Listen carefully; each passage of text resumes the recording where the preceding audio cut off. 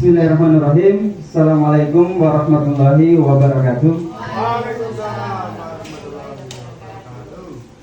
Ibu Kepala Sekolah SDN Manting yang saya hormati, serta rekan-rekan guru yang sangat berbahagia. Pertama-tama marilah kita memanjatkan puji serta syukur kita kehadirat Allah Subhanahu wa Ta'ala karena berkat limpahan rahmat dan kesehatan, sehingga kita bisa bersama-sama berkumpul atau berkolaborasi di acara yang sederhana ini dalam rangka penyebaran budaya positif di lingkungan sekolah. Kemudian tak lupa pula kita panjatkan salawat kepada baginda Rasul Nabi Muhammad SAW, karena berkat perjuangannya lah sehingga agama Islam, agama rahmatan lil alamin, bisa tersebar di seluruh pelosok dunia. Selanjutnya saya mengucapkan banyak terima kasih kepada rekan-rekan guru atas kesempatannya telah meluangkan waktu untuk bersama-sama berbagi pengalaman dan pemahaman tentang budaya positif yang ada di lingkungan sekolah. Jadi pada kesempatan ini saya akan memaparkan aksi nyata modul 1.4 budaya positif tentang menyebarkan pemahaman dan pengalaman penerapan budaya positif. Jadi syukur alhamdulillah berkat dukungan Bapak Ibu guru, sehingga kegiatan pendidikan guru penggerak saya sudah berlangsung sampai dengan pada tahap ini sudah sekitaran 2 bulan. Jadi saya mengucapkan banyak-banyak terima kasih atas dukungan dan supportnya. Kemudian untuk konsep utama model budaya positif itu sendiri, di sini kita akan beberapa topik yang akan kita bahas. Yang pertama adalah pembelajaran dengan paradigma baru, kemudian disiplin positif dan nilai-nilai kebajikan universal. Ketiga itu adalah teori motivasi manusia, hukuman, penghargaan, dan restitusi. Dan yang keempat, keyakinan kelas. Kelima, kebutuhan dasar manusia. Kemudian selanjutnya 5 posisi kontrol seorang guru, dan yang terakhir adalah segitiga restitusi. Jadi inilah konsep utama modul budaya positif yang insya Allah kita akan bahas sama-sama berkolaborasi untuk memahami dan pelajari konsep-konsep tersebut. Yang pertama adalah pembelajaran dengan paradigma baru. Jadi Bapak Ibu, paradigma pembelajaran baru merupakan pembelajaran yang dirancang berdasarkan prinsip pembelajaran berdiferensiasi. Jadi pada saat ini itu paradigma pembelajaran baru itu ada yang kita kenal yang namanya berdiferensiasi. Apa sebenarnya berdiferensiasi itu adalah seorang guru harus memberikan pembelajaran kepada peserta didik itu berdasarkan kebutuhan peserta didik. Jadi bukan berdasarkan kemauan dari guru itu sendiri, tapi kita bagaimana menerapkan pembelajaran itu berdasarkan kebutuhan peserta didik, sehingga nantinya peserta didik itu belajar sesuai dengan kebutuhannya berdasarkan tahap perkembangan sesuai teori psikologis modern untuk mewujudkan profil pelajar Pancasila. Jadi sekali lagi untuk menghadapi zaman era 21-an ini, jadi yang selagi-lagi pemerintah menekankan bagaimana di setiap sekolah itu untuk bisa peserta didik itu bisa mewujudkan profil pelajar Pancasila. Tentu Bapak Ibu guru tidak asing lagi dengan namanya dengan profil pelajar Pancasila, yaitu ada 6 profil. Yang pertama adalah beriman dan bertakwa kepada Tuhan dan berakhlak mulia.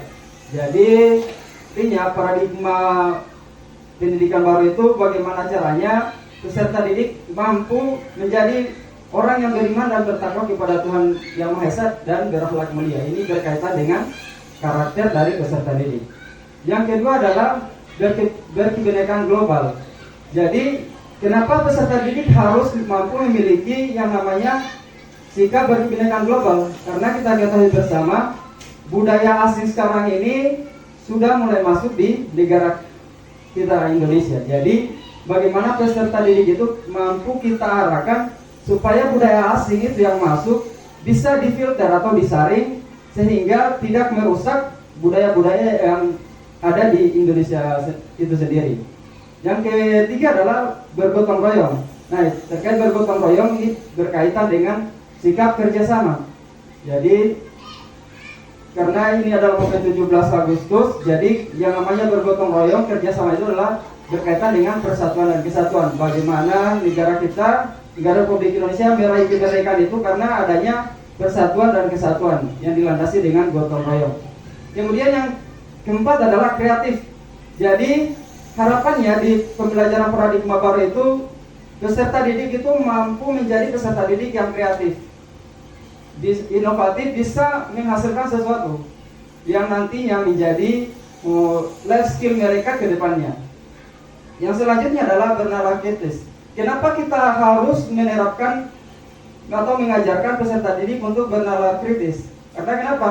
Dengan semakin berkembangnya teknologi, maka peserta didik harus kita bekali dengan yang namanya kritis, pikiran kritis. Karena kenapa? Informasi yang datang atau yang masuk ke mereka melalui media sosial, melalui media elektronik maupun media yang mereka baca, itu mereka harus mampu menilai apakah berita ini benar atau hanya bohong atau yang biasa dikenal sebagai hoax. Itu harus kita ajarkan kepada peserta didik sehingga nantinya mereka bisa menggunakan media sosial itu dengan bijak.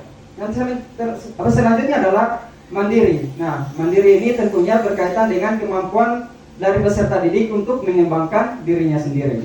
Jadi itulah paradigma baru yang sedang diusung oleh pemerintah untuk mengembangkan yang namanya profil pelajar Pancasila di setiap sekolah. Selanjutnya adalah miskonsepsi tentang teori kontrol.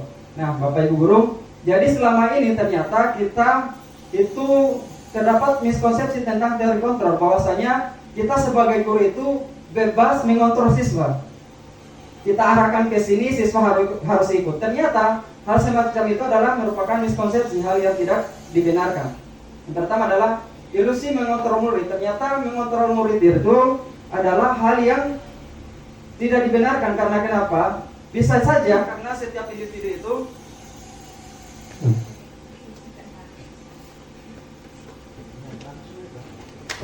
karena setiap individu itu, setiap manusia itu memiliki kebebasan untuk tidak bisa dikontrol oleh siapapun.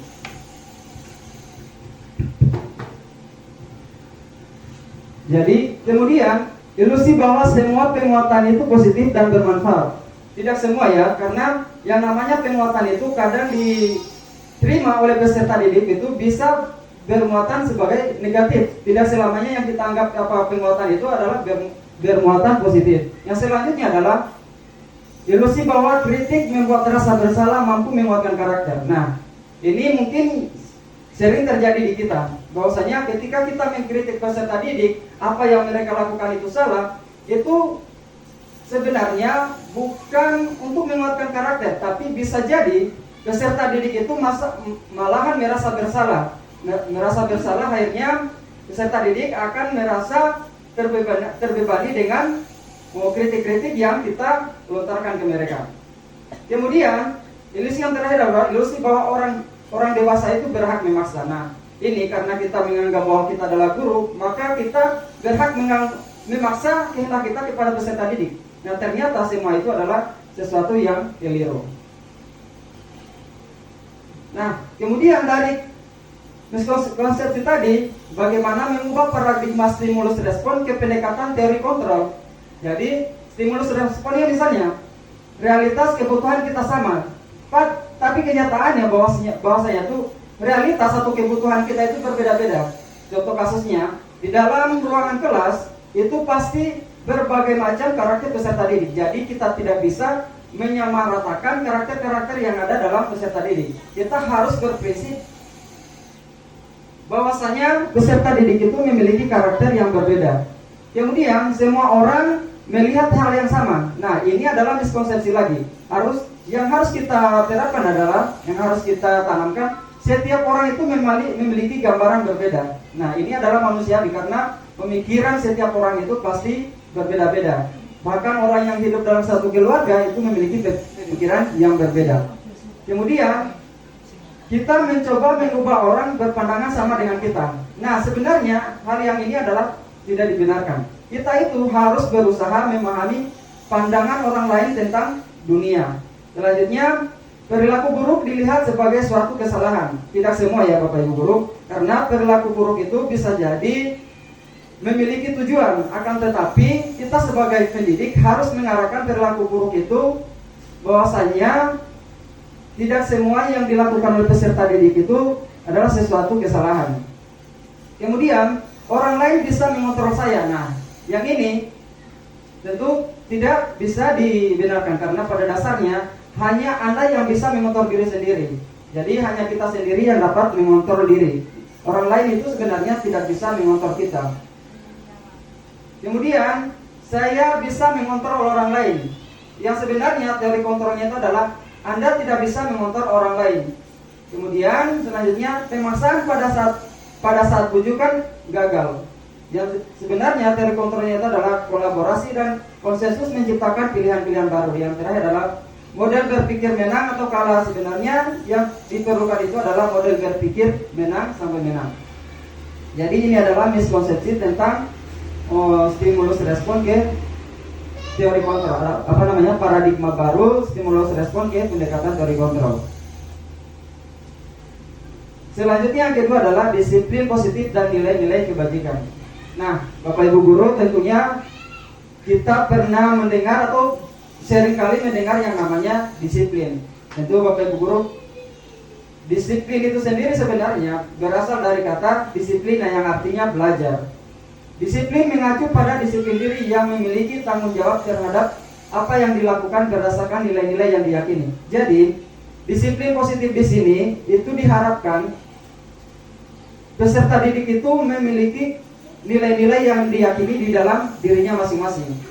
Tentunya dengan aturan-aturan yang ada yang kita terapkan di sekolah, tentunya itu kan tujuannya untuk mendisiplinkan peserta didik. Akan tetapi yang paling kita utamakan di sini adalah bagaimana aturan-aturan tersebut bisa menanamkan nilai-nilai kebajikan di dalam diri peserta didik. Selanjutnya, disiplin positif merupakan salah satu penerapan disiplin yang bertujuan untuk menumbuhkan kesadaran serta memberdayakan peserta didik tanpa imbalan penghargaan, ancaman, dan hukuman. Jadi, disiplin positif di sekolah itu kita harus usahakan peserta didik itu melaksanakan semua aturan yang ada di sekolah tanpa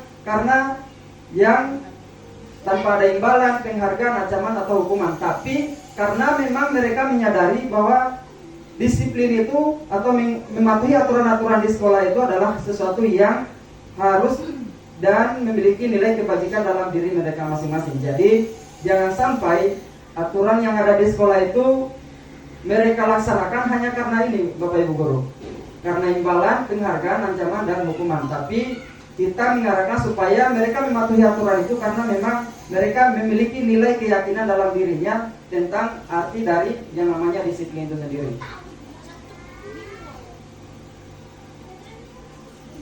Selanjutnya, sebagai pendidik, tujuan kita adalah mewujudkan murid-murid yang memiliki disiplin diri sehingga mereka berperilaku mengacu pada nilai-nilai kebajikan universal dan memiliki motivasi intrinsik dalam perubahan perilaku ke arah yang lebih baik.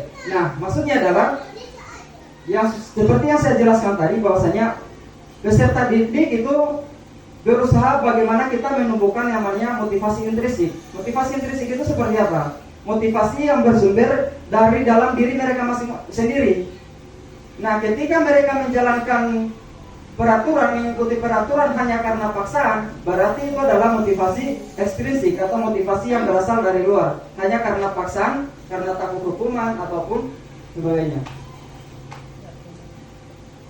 Kemudian inilah nilai-nilai kebajikan. Nilai-nilai kebajikan itu adalah sifat-sifat positif manusia yang merupakan tujuan mulia yang ingin dicapai setiap individu. Nah, seperti apa nilai-nilai kebajikan itu? Ternyata Di dalam profil pelajar Pancasila yang termuat dalam profil pelajar Pancasila itu ternyata isinya adalah tentang nilai-nilai kebajikan, beriman dan bertakwa, berakhlak mulia, dan seterusnya. Itu ternyata itu adalah nilai-nilai kebajikan.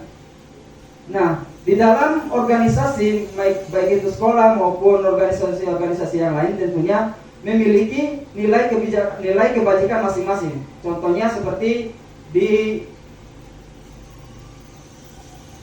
organisasi yang ada tersebut, bahwasanya nilai kebajikan yang mereka terapkan dalam lembaga mereka itu adalah toleransi, rasa hormat, integritas, dan seterusnya. Jadi seperti halnya misalnya di SDN Manting, nilai kebajikan apa yang ingin kita terapkan? Tentunya disiplin, beriman dan bertakwa, tentunya sesuai dengan visi dan misi yang ada di SDN Manting itu sendiri.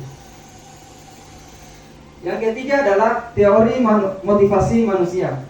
Jadi teori motivasi manusia ini Bapak Ibu Guru ternyata ada 3. Yang pertama adalah seseorang untuk menjalankan sesuatu hanya untuk menghindari ketidaknyamanan atau hukuman.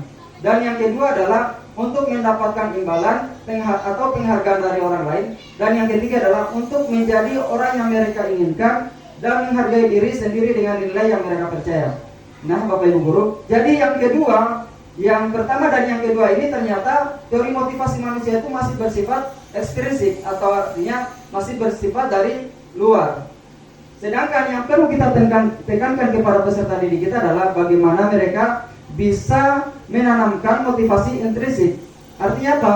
Mereka bisa menjadi peserta didik yang menghargai diri mereka sendiri dengan nilai-nilai yang mereka percaya. Nilai-nilai yang mereka percaya seperti apa? Seperti yang tadi, nilai-nilai kebajikan. Mereka melaksanakan sesuatu karena kepercayaan kepada Tuhan Yang Maha Esa, ingin mandiri, kemudian ingin disiplin. Itulah nilai-nilai kepercayaan mereka. Jadi kita sebagai guru memiliki tugas atau tanggung jawab bersama untuk menumbuhkan motivasi intrinsik kepada peserta didik yang ini Bapak Ibu Guru.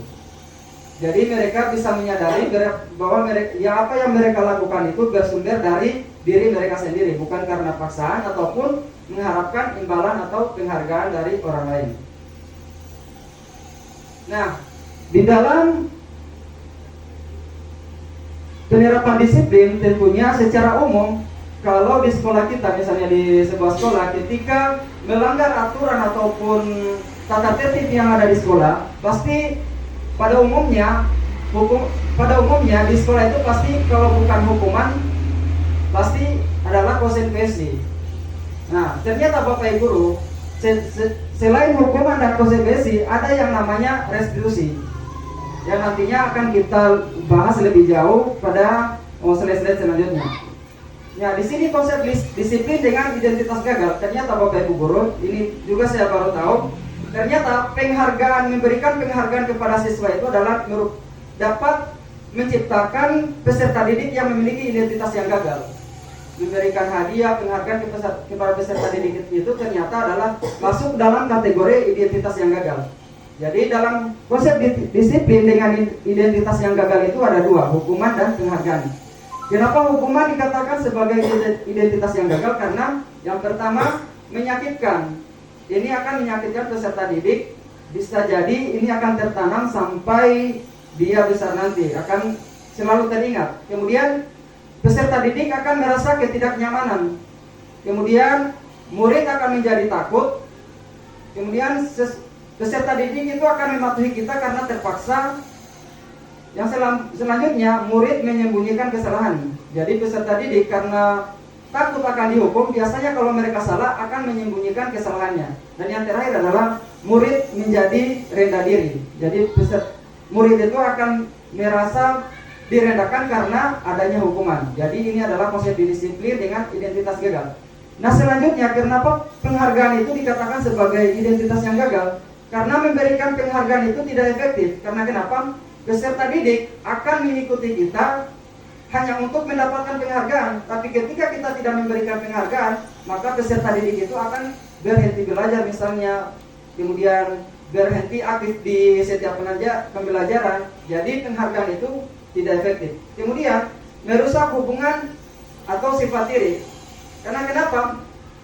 Peserta didik yang tidak mendapatkan hadiah pasti akan merasa iri. Akan merasa iri dengan temannya yang mendapatkan hadiah. Kemudian mematikan kreativitas.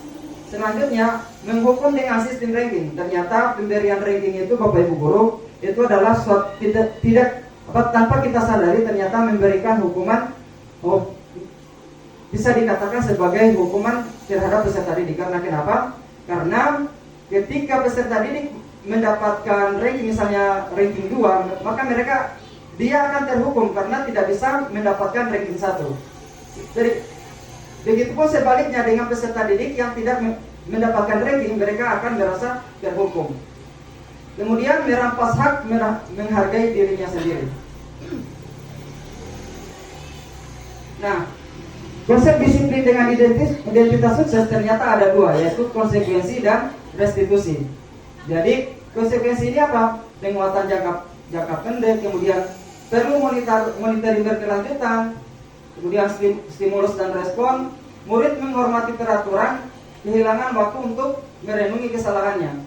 Kemudian restitusi itu sendiri kenapa dikatakan sebagai identitas yang sukses? Karena murid akan bertanggung jawab untuk perilakunya. Jadi murid itu akan bertanggung jawab dengan apa yang telah dia lakukan. Kemudian fokus pada pemecahan masalah jangka panjang. Jadi pada restitusi nantinya harapannya ketika peserta didik sudah melakukan kesalahan, harapannya itu adalah peserta didik tersebut tidak lagi mengulangi kesalahannya. Kemudian murid menghormati dirinya dan orang lain. Selanjutnya adalah teori kontrol. Kemudian murid bersemangat dan memperbaiki kesalahannya. Ini adalah konsep dari identitas sukses. Nah, Bapak Ibu guru, setelah kita mempelajari tentang konsep hukuman dan konsekuensi, di sini ada beberapa pertanyaan. Mungkin Bapak Ibu guru kita bisa jawab sama-sama. Kira-kira ini yang masuk sebagai hukuman atau konsekuensi. Ini yang pertama. Mencatat 100 kali dalam buku kalimat dengan kalimat saya tidak akan terlambat lagi karena terlambat ke sekolah. Ini masuk dalam hukuman atau konsekuensi Bapak Ibu guru? Jadi masuk dalam, coba kita lihat.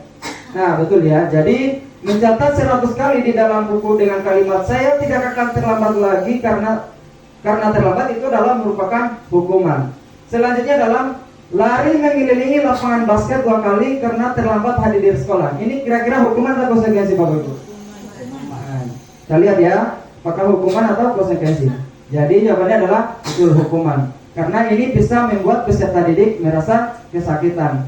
Kemudian membersihkan coretan yang dibuatnya di meja tulis. Kira-kira ini hukuman atau konsekuensi? Nah kita lihat ya Bapak Ibu guru. Ya jadi benar ya, jawabannya adalah konsekuensi. Karena kenapa? Peserta didik tersebut mau bertanggung jawab dengan apa yang dilakukannya. Selanjutnya adalah murid diminta untuk push up 15 kali karena tidak menggunakan masker di sekolah. Kira-kira ini apa Bapak Ibu guru? Nah kita lihat, ya hukuman. Selanjutnya menggantikan kertas tugas teman yang telah dicoret-coret. Kira-kira ini apa? Nah kita lihat lagi konsekuensi atau hukuman. Nah betul ya, konsekuensi.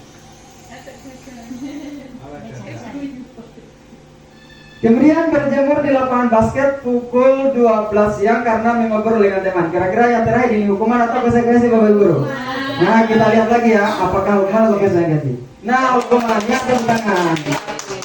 Dan ternyata Bapak Ibu guru sudah bisa paham ya sampai sejauh ini mana yang berhukuman, mana yang konsekuensi. Lanjut ya. Ya selanjutnya keyakinan kelas. Nah ternyata keyakinan kelas ini beda dengan peraturan kelas. Di sini ada pertanyaan. Mengapa keyakinan kelas? Kenapa bukan peraturan kelas? Dan ternyata ini ada ilustrasi sedikit Bapak Ibu guru. Mengapa kita memiliki peraturan tentang penggunaan helm pada saat mengendarai kendaraan roda 2 atau motor? Tujuannya apa Bapak Ibu guru kira-kira? Nah, melindungi. Intinya adalah untuk keselamatan. Nah, kedua, mengapa kita memiliki peraturan tentang penggunaan masker dan mencuci tangan setiap saat? Nah, jadi untuk tujuannya adalah menjaga kesehatan. Nah, Dari jawaban Bapak Ibu guru tadi itu menandakan bahwa ternyata yang perlu kita tekankan di kelas itu adalah yang namanya keyakinan kelas. Nah, jadi keyakinan kelas seperti apa? Seperti tadi adalah keselamatan dan kesehatan. Ternyata keyakinan kelas itu mengandung tentang nilai-nilai kebajikan yang ada di dalam diri mereka sendiri. Jadi ketika ada aturan ini, yang perlu kita tekankan adalah nilai yang ada di dalam peraturan itu sendiri. Macam yang pertama tadi adalah untuk keselamatan, yang kedua adalah untuk kesehatan. Jadi dari aturan-aturan yang ada di sekolah, yang perlu kita tanamkan di peserta didik adalah makna dari aturan-aturan yang ada di sekolah itu sendiri. Jadi ini ya, nilai-nilai keselamatan atau kesehatan inilah yang kita sebut sebagai suatu keyakinan. Jadi yang benar itu adalah keyakinan kelas, bukan peraturan kelas. Yaitu nilai-nilai kebajikan universal yang disepakati secara tersirat dan tersurat, lepas dari latar belakang suku, negara, bahasa maupun agama. Ketika misalnya seseorang menjawab kenapa kita memakai helm saat berkendara, takut ditilang misalnya polisi, maka itu motivasinya masih bersifat eksternal. Maka yang harus kita cari adalah bagaimana peserta didik itu, misalnya ketika berkendara itu karena untuk keselamatan, maka itu yang harus kita cari. Tapi ketika dia berkendara menggunakan helm hanya untuk karena takut ditilang, maka itu hanya bersifat ekstrinsik, hanya karena takut polisi, bukan karena kesadaran diri sendiri. Nah, jadi murid ketika ada aturan di kelas itu seperti yang saya jelaskan tadi, kita harus memberikan pemahaman atau mendengarkan nilai-nilai apa yang terkandung dalam aturan yang ada di sekolah kita. Misalnya di dalam kelas tidak boleh membuang sampah sembarangan. Nah, dalam keyakinan kelas itu makna dari tidak boleh membuang sampah sembarangan itu nilai universal, kebajikan universalnya apa? Adalah untuk menjaga kebersihan atau untuk kebersihan. Jadi nilai-nilai itu yang harus kita tanamkan ke peserta didik. Nah, bagaimana pembentukan keyakinan kelas? Jadi keyakinan kelas itu Bapak Ibu Guru lebih abstrak dari peraturan. Jadi dia sifatnya lebih abstrak. Kayak seperti tadi misalnya dilarang membuang sampah di dalam kelas. Jadi harusnya keyakinan kelas di dalam kelas itu kita tuliskan adalah menjaga kebersihan. Kemudian berupa pernyataan universal. Kemudian yang ketiga adalah dibuat dalam bentuk positif. Mana? Dibuat dalam bentuk positif ini maksudnya seperti apa? Kayak tadi, dilarang membuang sampah sembarangan. Maka kita harus buat kalimatnya itu menjadi kalimat yang positif. Adalah misalnya membuang sampah pada tempatnya. Kemudian dilarang datang terlambat, maka harus kita buat kalimat positifnya menjadi datang tepat waktu. Jadi keyakinan kelas itu bahasanya atau kalimatnya itu harus dalam bentuk kalimat positif. Kemudian sedikit saja agar mudah diingat. Jadi keyakinan kelas nanti itu harus dibuat oleh guru sedikit saja, tidak perlu banyak-banyak supaya peserta didik itu bisa mengingatnya. Kemudian sesuai kondisi kelas dan sekolah agar mudah diterapkan. Jadi jangan sampai keyakinan kelas yang ada di sekolah kita itu mengambil keyakinan kelas yang ada di sekolah lain.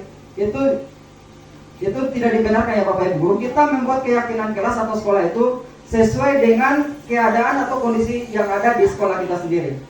Kemudian semua warga kelas atau sekolah dilibatkan dalam saat membuat keyakinan kelas. Jadi Bapak Ibu Guru, ketika kita membuat keyakinan kelas yang ada di kelas kita harus melibatkan seluruh peserta didik. Kita tidak boleh membuat keyakinan sendiri tanpa sepengetahuan peserta didik. Jadi peserta didik harus kita libatkan supaya keyakinan kelas kita itu bisa kita jalankan bersama-sama. Selanjutnya adalah kebutuhan dasar manusia. Nah, kebutuhan dasar manusia ini ternyata bukan saja kebutuhan dasar peserta didik. Jadi kita juga sebagai pendidik memiliki kebutuhan dasar manusia sebagai manusia. Yang pertama adalah bertahan hidup. Nah, jadi kebutuhan dasar manusia yang pertama itu bertahan hidup. Contohnya seperti apa? Makanan, pakaian, sandang, papan dan pangan itu adalah kebutuhan bertahan hidup manusia. Kemudian, jadi ketika misalnya peserta didik, ketika kita mengajar ada peserta didik misalnya tiduran atau tidak semangat menerima pelajaran, jadi Bapak Ibu guru jangan serta-merta langsung menegurnya, akan tetapi kita harus memahami. Jangan sampai ketika dia berangkat di sekolah dia tidak sarapan pagi. Nah, jadi kita harus memahami kelima kebutuhan dasar manusia. Jadi kita akan bertanya kepada peserta didiknya, apa kira-kira kenapa dia jadi tidak semangat. Bisa saja kebutuhan, salah satu kebutuhan yang ada ini tidak terpenuhi. Kemudian yang kedua adalah kebutuhan kasih sayang dan rasa diterima. Jadi setiap manusia itu perlu yang namanya kasih sayang, merasa disayang, apalagi peserta didik jangan sampai diabaikan. Kemudian rasa diterima, artinya peserta didik itu berhak rasa diterima, dipedulikan, berbagi kerjasama. Jadi bagaimana kita sebagai pendidik bisa menumbuhkan rasa kasih sayang dan bisa menerima peserta didik. Jangan sampai kita ajut tak ajut terhadap peserta didik kita. Karena kasih sayang dan rasa diterima itu adalah merupakan rasa kebutuhan. Karena kenapa? Ketika 5 kebutuhan dasar manusia ini tidak terpenuhi salah satunya, maka bisa kemungkinan peserta didik itu akan melakukan hal-hal yang kita tidak inginkan. Kemudian yang ketiga adalah penguasaan. Penguasaan itu seperti apa? Misalnya harga diri, keinginan untuk dianggap, memimpin, berprestasi, diakui dan didengar. Jadi peserta didik kita harus ketika dia berpendapat, kita sebagai pendidik itu harus mendengarkan apa yang dia sampaikan. Kemudian adalah kebebasan. Kebebasan ini seperti apa contohnya? Mandiri, kemudian memiliki pilihan, mencoba hal baru, mampu mengendalikan diri. Dan yang terakhir adalah kesenangan. Kesenangan yaitu bermain, humor, antusias dan tertawa. Nah, yang kesenangan ini bagaimana kita bisa timbulkan di dalam pembelajaran. Makanya Bapak Ibu guru ketika kita mengajar, kita harus perhatikan salah satu kebutuhan ini yaitu kesenangan. Maka ketika kita mengajar, bagaimana menerapkan metode-metode pembelajaran yang bisa menyenangkan. Misalnya ketika kita mengajar, kita bisa selingi dengan kegiatan bermain untuk memenuhi kebutuhan, salah satu kebutuhan dari kebutuhan dasar manusia. Selanjutnya adalah posisi kontrol seorang guru. Nah, Bapak Ibu guru, ternyata dalam mengontrol seorang peserta didik itu dibagi atas beberapa poin. Yang pertama adalah penghukum, kemudian pembuat rasa bersalah, kemudian guru sebagai teman, guru sebagai pemantau, dan guru sebagai manajer. Nah, Bapak Ibu guru, kita kembali tanyakan kepada diri kita masing-masing. Selama kita mengajar ini, kira-kira posisi kontrol mana yang Bapak Ibu guru sering terapkan kira-kira? Penghukum, membuat rasa bersalah, teman, pemantau, atau manajer? Kira-kira apa? Teman ya, yang ini. Nah, kalau waktu masih zaman orang-orang tua dulu, itu kebanyakan guru itu mungkin masih saya rasakan, itu posisi kontrolnya kebanyakan yang ini, jangan yang ini. Penghukum dan pembuat rasa bersalah. Itu kita tidak bisa pungkiri, di zaman saya masih sekolah juga posisi kontrol yang ini sering saya rasakan, dan pembuat rasa bersalah.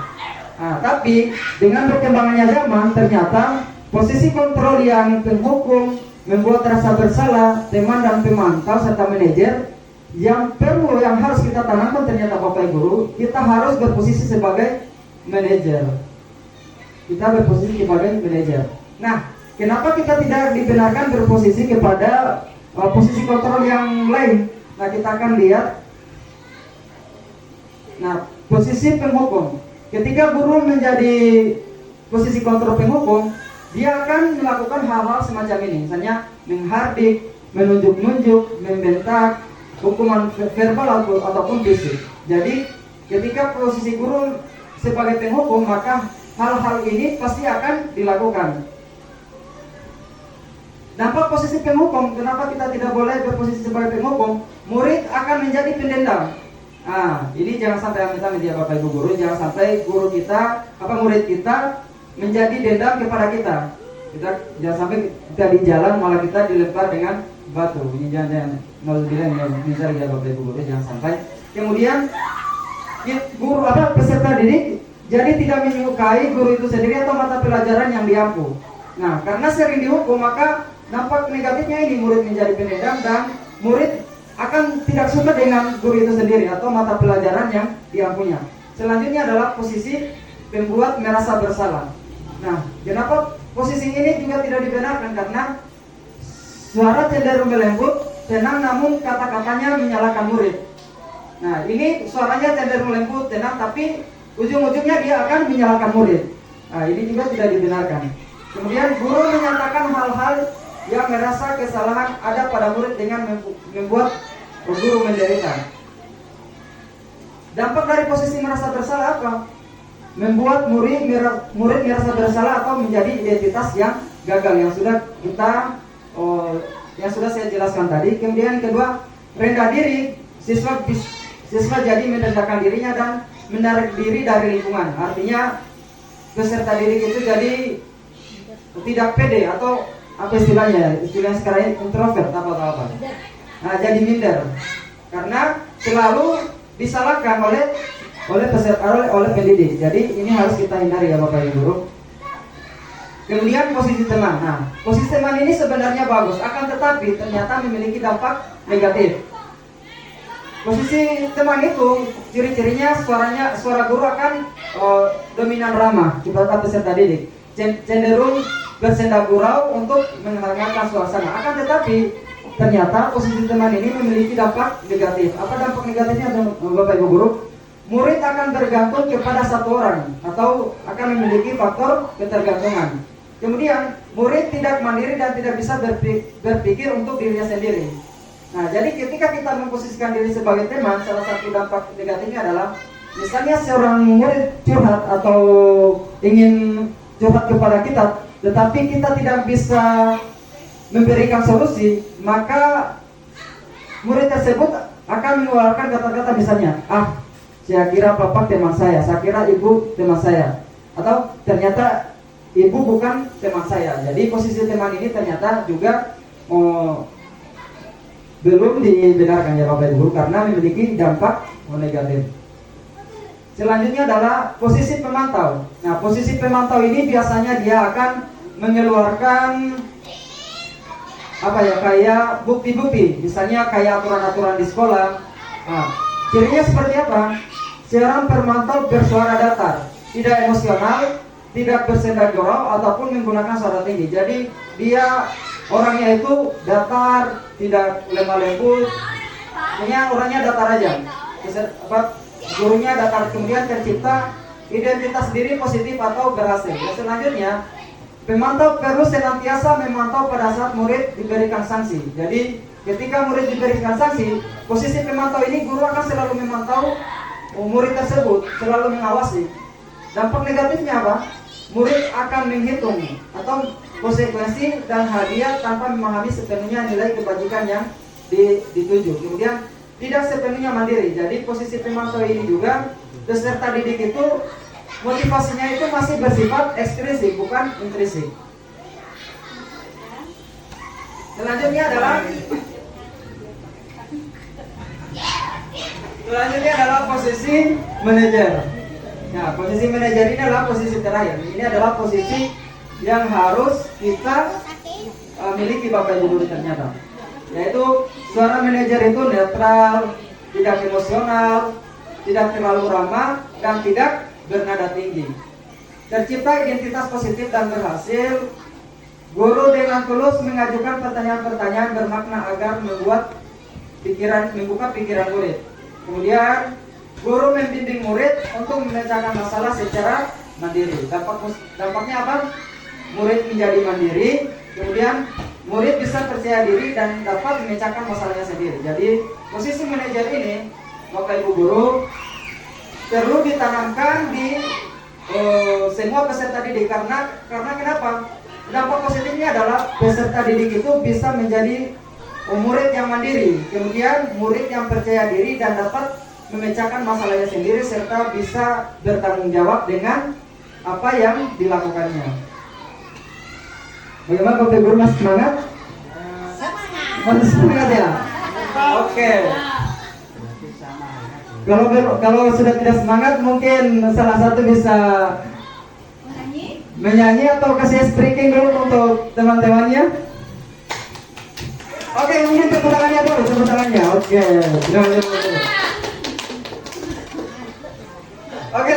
ya. Oke, lanjut. Nah, ini ada kasus. Misalnya untuk melihat posisi kita sebagai penghukum, kemudian tempat merasa bersalah, teman, pemantau dan manajer, ini ada kasusnya Bapak Ibu. Mungkin untuk bisa memahami, ini ada salah satu kasus. Misalnya ada kasus siswa tidak memakai atribut lengkap saat upacara bendera. Nah, sebagai penghukum, kalau kita memposisikan diri sebagai posisi kontrol penghukum, maka kata-kata yang akan diucapkan itu adalah seperti ini Bapak Ibu Guru. Misalnya, nah kamu hormat bendera sana selama 1 jam. Itu ucapan kata-kata bila posisi guru itu sebagai penghukum. Nah, ini kemungkinan yang kata-kata yang akan dikeluarkan adalah seperti ini, misalnya hormat bendera sana selama 1 jam, atau nah kamu sana bersihin toilet. Nah, itu adalah kata-kata dari penghukum. Kemudian dari kasus ini juga, misalnya kita posisikan diri sebagai pembuat merasa bersalah, maka akan keluar kata-kata seperti ini. Berapa kali ibu atau bapak harus memberitahu kamu? Kamu selalu aja mengecewakan ibu atau bapak. Jadi kata-kata yang keluar itu seperti ini Bapak Ibu. Kalau posisinya sebagai pembuat merasa bersalah, akan keluar seperti ini.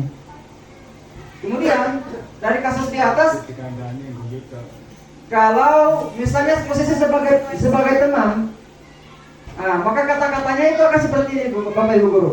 Bahasanya akan lemah lembut. Ayo dong, nah itu posisinya sebagai teman. Ayo dong ikut aturan di sekolah. Tolong bantu ibu atau bapak sekali lagi ya. Nah itu bahasanya dia agak lemah lembut. Sudah tidak apa-apa, lain kali jangan berbuat seperti ini lagi ya. Nah itu contoh bahasanya kalau sebagai teman dengan kasus yang ada di atas. Nah kalau sebagai pemantau, dia ini sifatnya bahasanya datar. Kamu sudah melanggar peraturan sekolah, kamu tahu konsekuensinya. Nah, jadi kalau pemantau itu pasti dia akan mengembalikan kepada aturan-aturan yang ada di sekolah. Konsekuensinya ketika melanggar itu apa? Ini posisinya sebagai pemantau. Setelah upacara, kamu beli atribut ke koperasi dan jangan diulangi lagi. Nah, ini bahasanya yang keluar kalau posisinya sebagai pemantau. Nah, yang terakhir adalah sebagai manajer. Nah, gimana bahasanya? Nah, dia bahasanya akan relatif ramah dan bersahabat. Misalnya, apa kamu tahu kesalahanmu? Nah, dia bahasanya agak ramah ya Bapak Ibu. Kira-kira bagaimana kamu memperbaiki kesalahanmu?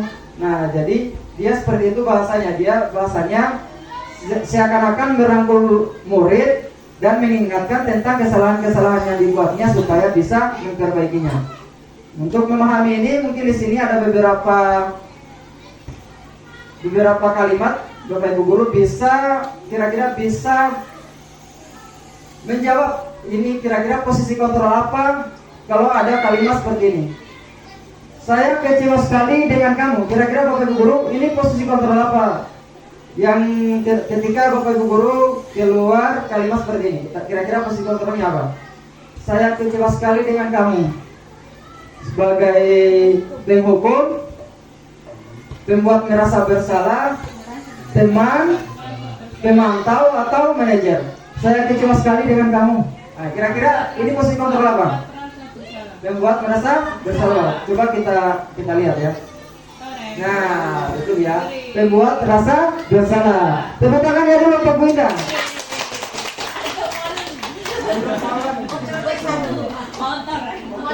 Nanti Bu Indah punya nanti kami ya 1 unit motornya Pak Endi. Oke, lanjut ya Bapak Ibu Guru. Nah, ini apa rencanamu untuk menyelesaikan masalah ini? Posisi kontrol apa kira-kira Bapak Ibu Guru? Siapa? Ayo. Ayo Bu Bika, apa Bu Bika? Manajer. Ayo kita lihat apakah jawaban dari Bu Bika betul? Tendang. Ya, manajer. Ya. Bu Bika berhasil mendapatkan hadiah The Prize. Satu buah kulkasnya, kulkas sekolah. Oke, lanjut ya Bapak Ibu Guru. Ayolah, lakukan demi bapak atau ibu ya. Nah, kira-kira posisi kontrol apa ya Bapak Ibu Guru? Tebakan? Nah, coba kita lihat apakah Bu Tuti betul jawabannya. Kita lihat. Lenong. Nah, betul ya. Tepuk tangan Bu Tuti. Ya, Bu Tuti juga dapat hadiah. Betul. Ya, satu unit mobil. Oke, lanjut ya Bapak Ibu Guru, yang terakhir segitiga restitusi. Nah, ini yang paling penting Bapak Ibu Guru. Jadi ketika kita pendidik memilih posisi sebagai manajer, maka kita harus menerapkan yang namanya segitiga restitusi. Nah, segitiga restitusi itu apa?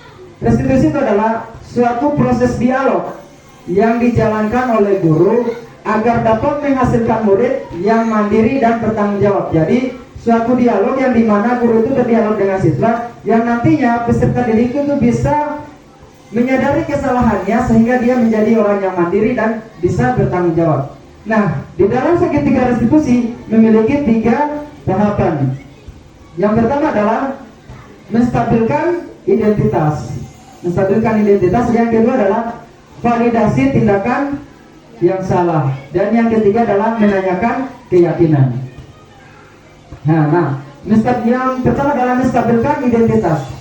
Menstabilkan identitas ini adalah berdasarkan prinsip membuat kesalahan adalah bagian dari proses pembelajaran. Jadi Bapak Ibu Guru, ternyata ketika peserta didik kita membuat kesalahan, itu jangan langsung dimarahi Bapak Ibu Guru. Tapi kita harus menyadari bahwasanya ketika peserta didik kita membuat kesalahan, itu yang harus kita tanamkan, yaitu adalah proses dari pembelajaran peserta didik. Kemudian menggeser identitas gagal menjadi identitas sukses.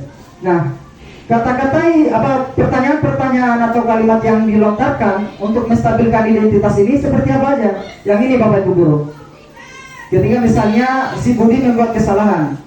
Nah, ketika kita memposisikan diri sebagai manajer dan ingin menstabilkan identitasnya, maka kalimat-kalimat yang harus kita keluarkan salah satunya adalah seperti ini.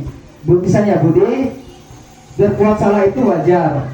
Nah, itu kita menstabilkan identitasnya si Budi. Jadi misalnya, Budi, ketika si Budi membuat kesalahan, maka kita kan salah satu kalimat yang akan kita sampaikan ke Budi adalah misalnya, Budi, berbuat salah itu wajar atau tidak. Budi, tidak ada manusia yang sempurna, pasti semua pernah melakukan kesalahan. Jadi itu menstabilkan identitas supaya si Budi ini tidak merasa bersalah gitu. Kemudian Bapak Ibu Guru misalnya, Bapak Ibu juga pernah melakukan ini, tapi jangan sampai ini harus dihindari ya Bapak Ibu Guru. Misalnya si Budi melakukan, tapi jangan sampai mencontohkan ini ya Bapak Ibu Guru. Misalnya mengambil uang temannya, jangan sampai. Bapak Ibu Guru juga pernah, jangan sampai Bapak Ibu Guru. Jadi ada hal-hal tertentu yang perlu yang bisa kita mengucapkan ini. Ada hal-hal yang tertentu kita tidak boleh mengucapkan ini. Kemudian yang terakhir adalah kamu berhak merasa begitu. Nah, kamu berhak merasa begitu. Selanjutnya adalah validasi tindakan yang salah. Validasi tindakan yang salah ini sebenarnya seperti apa? Itu berdasarkan prinsip setiap perilaku berupaya memenuhi suatu kebutuhan tertentu.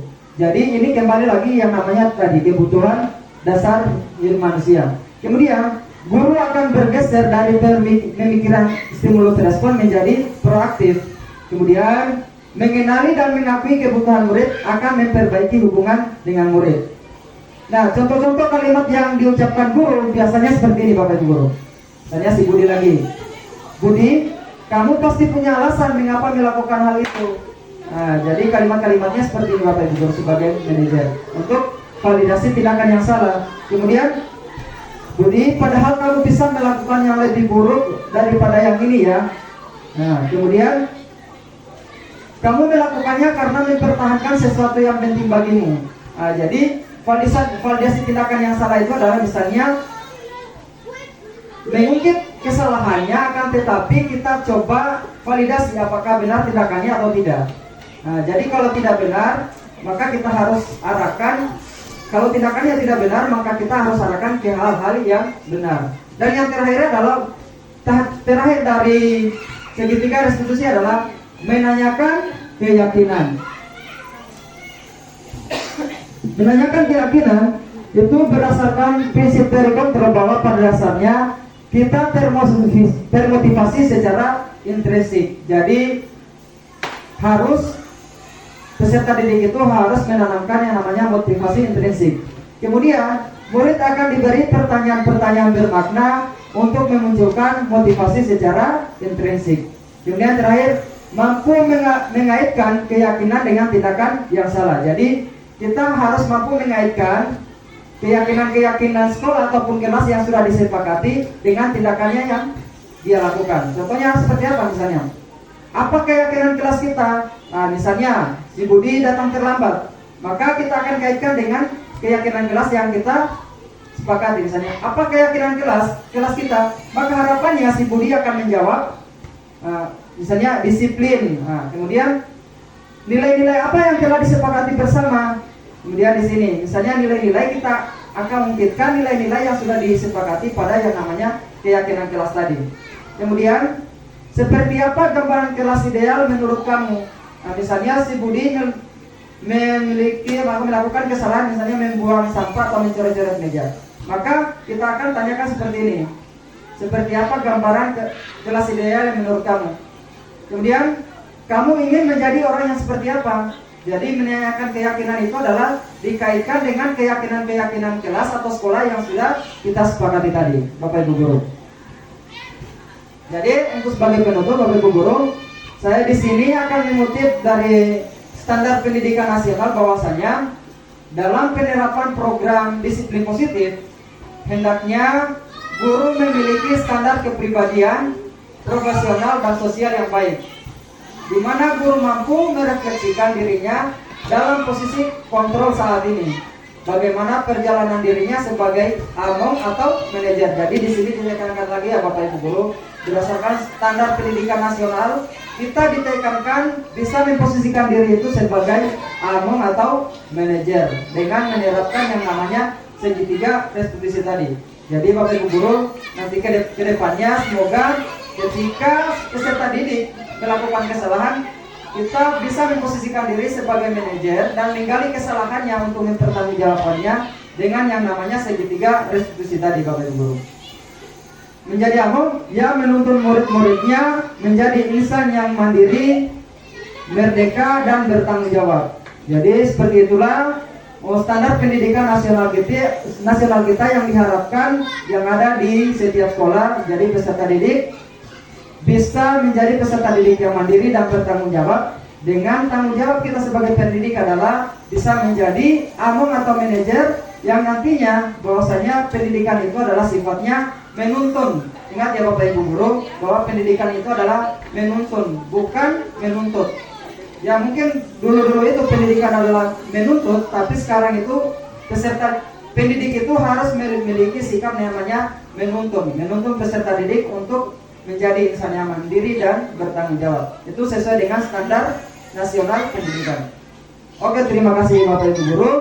Sekian yang dapat saya sampaikan.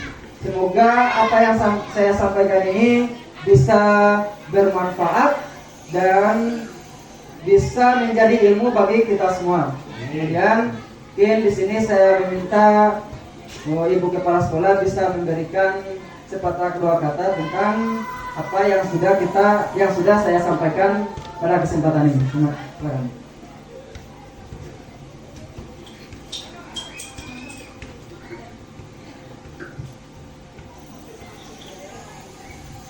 Assalamualaikum warahmatullahi wabarakatuh. Waalaikumsalam warahmatullahi wabarakatuh. Ini tadi apa yang telah dibawakan oleh Pak Ode. Mudah-mudahan kedepannya dapat diterapkan di kelasnya masing-masing, terutama untuk anak didik kita supaya menjadi anak-anak yang mandiri, anak-anak yang bertanggung jawab. Demikian mungkin dari saya Pak Ode. Kami akhiri. Wassalamualaikum warahmatullahi wabarakatuh. Ya, terima kasih Ibu Kepala Sekolah. Jadi baiklah Bapak Ibu Guru, sekali lagi saya mengucapkan banyak terima kasih atas kesempatan waktunya bisa bersama-sama di sini, berkolaborasi bersama, belajar bersama tentang pemahaman kita terkait budaya positif yang ada di lingkungan sekolah. Oke, baiklah, saya akhiri dengan ucapan wabillahi taufiq wal hidayah. Wassalamualaikum warahmatullahi wabarakatuh.